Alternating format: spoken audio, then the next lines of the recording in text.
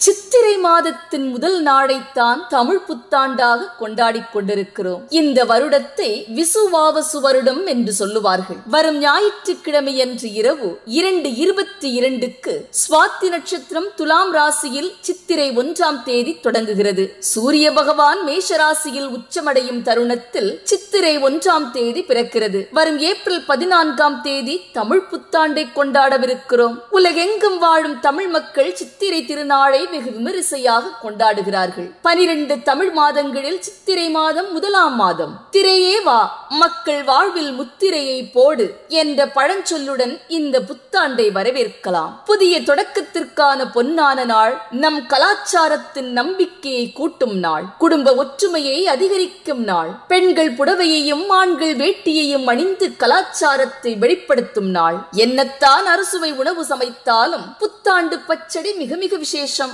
கிராமப்புறங்களில் பாரம்பரிய நிகழ்ச்சிகளை நடத்தி சந்தோஷப்படுவார்கள். வாழ்க்கை தத்துவங்களை நமக்கு சொல்லிக் கொடுக்கும் ஒரு பண்டிகைதான் தமிழ் புத்தாண்டு. சித்திரை 1 பிறப்பதற்கு முந்தைய நாளிரவு வீட்டு பூஜை அறையை சுத்தம் செய்து பூக்களால் அலங்கரித்து கோலமிட்டு மாப்பலா வாழை என்ற முக்கணிகளை வைத்து தாம்பூல தட்டெடுத்து நெல் நகை பாக்கு வெற்றிலை போன்ற மங்கள பொருட்களை வைத்து வருட பிறப்பென்று காலையில் வீட்டிற்கு மூத்த பெண்மணி அதிகாலையில் எழுந்து நீராடி புத்தாடை அணிந்து உறங்கிக் கொண்டிருக்கும் பிள்ளைகளையும் மற்றவர்களையும் கண்ணை மூடிய நிலையிலேயே பூஜை அறைக்கு அழைத்து சென்று கனி காண்பது வழக்கம். அறுசுவை உணவுடன் இந்த புத்தாண்டை வரவேற்பதுதான் நம் வழக்கம். பகிர்ந்துண்ணும் பழக்கத்தை உங்கள் பிள்ளைகளுக்கு சொல்லிக் கொடுங்கள். சிலர் புது பஞ்சாங்கத்தை வீட்டு பூஜை அறையில் வைத்து பூஜை செய்வார்கள். புத்தாண்டன்று காலையில் வீட்டில் இருக்கும் பெரியவர்கள் குழந்தைகளுக்கு ஆசீர்வாதம் செய்து பணத்தை கொடுப்பார்கள். இதை கை நீட்டம் என்று சொல்லுவோம். செல்வம் உங்கள் வீடு தேடி வர புத்தாண்டென்று தங்கம் வாங்குங்கள். தங்கம் சேர்க்கும் அட்சய திருப்தியை வரும் மாதம் தான் சித்திரை. பூக்கள் பூத்து குலுங்கும் தமிழ் மாதங்களின் தலை மாதமான சித்திரை மாதத்தின் அதிதேவதை விஷ்ணு பகவான். விஷ்ணு பகவான் வராகமூர்த்தியாக அவதரித்த மாதம். சித்திரை மாதத்தில் வரும் சுவாதி நட்சத்திரத்தில் தான் மகாவிஷ்ணு நரசிம்மராக அவதரித்தார். சித்திரகுப்தர் அவதரித்த சித்ரா பௌர்ணமி மிக மிக விசேஷம். புத்தாண்டென்று புத்தாடைகளை அணிவதும் உறவுகளுக்கு புதிய ஆடைகளை வாங்கி கொடுப்பதும் வழக்கம். இந்த ஆடைகளின் நிறம் மிக மிக முக்கியம். மேஷ ராசிக்காரர்கள் ஆரஞ்சு அல்லது சிகப்பு நிற ஆடையும், ரிஷப ராசிக்காரர்கள் லைட் கிரீன் ஆடையும், மிதுன ராசிக்காரர்கள் மஞ்சள் அல்லது லைட் பிங்க் ஆடையும், கடக ராசிக்காரர்கள் வெள்ளை அல்லது கிரே கலர் ஆடையும், சிம்ம ராசிக்காரர்கள் தங்க நிற ஆடையும், கன்னி ராசிக்காரர்கள் லைட் ப்ளூ கலர் ஆடையும், துலாம் ராசிக்காரர்கள் பிங்க் கலர் ஆடையும், விருச்சிக ராசிக்காரர்கள் மெரூன் அல்லது கருப்பு நிற ஆடையும், தனுசு ராசிக்காரர்கள் மஞ்சள் நிற ஆடையும், மகர ராசிக்காரர்கள் நீல நிற ஆடையும், கும்பராசிக்காரர்கள் பச்சை நிற ஆடையும், மீன ராசிக்காரர்கள் ப்ளூ அல்லது பச்சை நிற ஆடையும் அணிய வேண்டும். உங்கள் ராசிக்கேற்ப ஆடைகளை அணிந்தால் கூடுதலான பலன் கிட்டும். இந்த நன்னாளில் சூழ்நிலை உங்களுக்கு சாதகமாக அமைய இறைவனை பிரார்த்தனை செய்யுங்கள். செய்யும் காரியத்தில் வெற்றி கிடைக்க தன்னம்பிக்கையுடன் போராடுங்கள். வருமானம் மேம்பட நல்லவர்களின் ஆலோசனைகளை கேளுங்கள். தடைகள் நீங்க இறைவன் திருவடிகளை அண்டிக் கொள்ளுங்கள். நீண்ட நாள் பிரச்சனை முடிவுக்கு வர குலதெய்வ வழிபாடு செய்யுங்கள். வீட்டில் சுபகாரியம் நடக்க இறைவனை வேண்டிக் கொள்ளுங்கள். புதிய வாய்ப்புகள் உங்களை தேடி வர கவனமாக இருங்கள். துலாம் ராசிக்காரர்களுக்கு மிகவும் உன்னதமான வருடம் இது. பல யோகங்கள் உங்களை தேடி வரும் வருடம். எல்லா கிரகங்களும் உங்களுக்கு ஏற்றத்தை கொண்டு வரும். நீங்கள் நினைத்ததை கண்டிப்பாக இந்த வருடத்தில் சாதிப்பீர்கள். நீங்கள் போராடிய விஷயத்தில் ஜெயம் கிடைக்கப் போகிறது. செய்யும் வேலைகளில் கவனமாக இருங்கள். மொத்தத்தில் குறையாத செல்வத்தை அள்ளிக் கொடுக்கும் மாதம் தான் சித்திரை மாதம். நவகிரகங்களின் நாயகனான சூரியன் உங்களுக்கு அதிர்ஷ்டத்தை அள்ளிக் கொடுக்கப் போகிறார். சுக்கிரன் உச்சத்தில் வருவதால் கலைத்துறையில் இருப்பவர்கள் கண்டிப்பாக சாதிப்பார்கள். தர்மத்தை நிலைநாட்ட நினைக்கும் துலாம் ராசிக்காரர்களுக்கு உன்னதமான ஆண்டு. சந்திரனை போல் வளர்வதும் தேய்வதுமாக இருந்த உங்கள் வாழ்க்கை மாறப்போகிறது.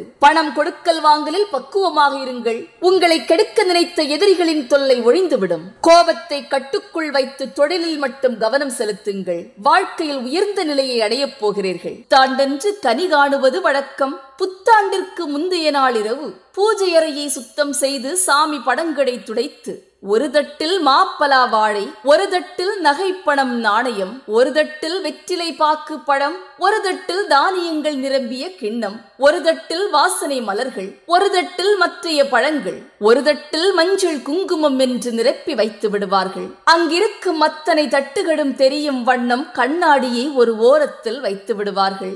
வீட்டிற்கு மூத்த பெண்மணி அதிகாலையில் எழுந்து நீராடி உறங்கிக் கொண்டிருக்கும் பிள்ளைகளையும் மற்றவர்களையும் கண்ணை மூடியபடியே பூஜை அறைக்கு அழைத்து சென்று அங்கிருக்கும் பொருட்களை கண்ணாடியில் காட்டுவாள். அதுதான் கனி காணுதல். புத்தாண்டன்று காலையில் முதலில் இதை பார்க்கும் போது அந்த ஆண்டே செழிப்பாக மாறும் என்ற தத்துவத்தின் அடிப்படையில் தான் இதை செய்கிறார்கள். கடவுள் படங்களுக்கு மஞ்சள் குங்குமம் போடுவார்கள். ஒரு பித்தளை செம்பில் நீரை நிரப்பி வைத்து விடுவார்கள். இனிப்பான ஒரு பிரசாதத்தை படைத்து தீபதூப ஆராதனை காட்டி பூஜையை முடித்து விடுவார்கள். நலமும் வளமும் பெற்று சகல சௌபாக்கியங்களுடன் வாழ உதவும் ஒரு ஆயுதம்தான் கனி காணுதல். எல்லா தட்டுகளும் கண்ணாடியில் பிரதிபலிக்க வேண்டும். அதுதான் முக்கியம். கண்ணாடி வழியாக பொருட்களை பார்க்க வேண்டும். வருடம் முழுவதும் நமக்கு இனிமையான விஷயங்கள் நடக்கும் என்பதுதான் நம்பிக்கை. அதிகாலையிலே கோவிலுக்கு சென்று ஆலய தரிசனம் செய்வது சிறப்பு. குலதெய்வ வழிபாடு செய்தால் குடும்பம் வாழையடி வாழையாய் தழைக்கும் என்பது நம்பிக்கை. அறுசுவை உணவு சமைத்து படையலிடுவதையும் வழக்கமாக வைத்திருக்கிறார்கள். வேப்பம்பூ வெல்லம் சேர்த்த பச்சடி புத்தாண்டின் சிறப்பு. மகிழ்ச்சி பொங்கும் சுபகாரியங்கள் வீட்டில் நடக்க கனி காண வேண்டும். இந்த மங்கள பொருட்களை கண்பிடித்து பார்த்தால் வாழ்க்கையில் தரித்திரம் விலகி சுபிக்ஷம் உண்டாகும் என்பதுதான் நம்பிக்கை. 12 ராசிகளில் முதல் ராசியான மேஷராசியில் சூரியன் நுழையும் காலத்தை தான் சித்திரை வருட பிறப்பாக கொண்டாடிக் கொண்டிருக்கிறோம். இல்லம் தோறும் கொண்டாடப்படும் தமிழ் புத்தாண்டன்று கை நீட்டம் கொடுப்பது வழக்கம். சித்திரை வந்தாலே கோடி நன்மை நம்மை தேடி வரும் என்ற எண்ணமும் வந்துவிடுகிறது. அதனால்தான் ஆதி காலத்திலிருந்தே கை நீட்டம் கொடுத்து வருகிறார்கள். புத்தாண்டன்று காலையில் பெரியவர்கள் காலில் சிறியவர்கள் விட பெரியவர்களும் அவர்களை ஆசீர்வாதம் செய்து பணம் கொடுப்பதை தான் கை நீட்டம் என்று சொல்லுகிறோம். உற்றார் உறவினர்கள் அக்கம் பக்கத்தில் இருப்போர் என கலெக்ஷன் அதிகரித்துக் கொண்டே செல்லும். குழந்தைகளுக்கு இது ஒரு கொண்டாட்டம் என்றே சொல்லலாம். கோவில்களில் சுவாமி தரிசனத்திற்கு வரும் பக்தர்களுக்கும் கை நீட்டம் கொடுக்கிறார்கள். ஆண்டு முழுவதும் செல்வம் நம்மை தேடி வர கோவிலிலிருந்து கை நீட்டம் வாங்க வேண்டும் என்பது பக்தர்களின் நம்பிக்கை. கோவில்களில் புத்தாண்டன்று பிரசாதமாக கை நீட்டத்தை கொடுக்கிறார்கள்.